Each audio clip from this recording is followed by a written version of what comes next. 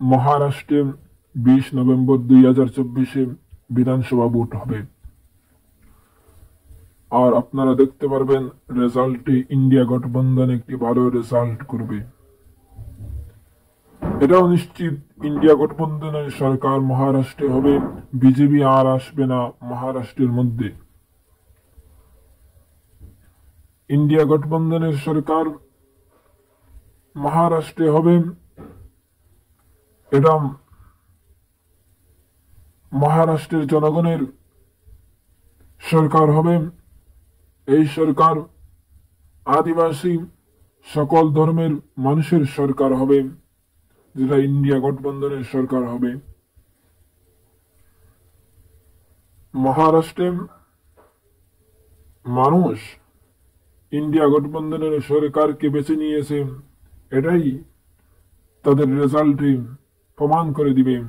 এবং 20 তারিখ তারা প্রথম দফায় তারা প্রমাণ করবে মহারাষ্ট্রে ইন্ডিয়া গঠবন্ধনের সরকার চায়। তারা উন্নয়নের পক্ষে যারা কাজ করবে, যারা ধর্ম নিরপেক্ষে কাজ করবে, যারা মানুষের অধিকারের জন্য কাজ করবে, তাদের সরকার তারা মহারাষ্ট্রে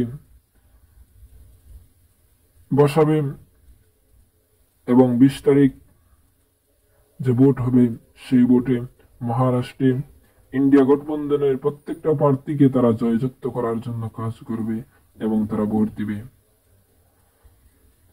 আপনারাও কি মনে করেন, মহারাষ্ট্রে কি আবার কি বিজেপি সরকার হবে, না ভারতীয় জাতীয় কংগ্রেসের শরিক দলগুলোকে নিয়ে, অর্থাৎ যে জোট হয়েছে ইন্ডিয়া গঠবন্ধন, ইন্ডিয়া গঠবন্ধনের সরকার কি মহারাষ্ট্রে হবে?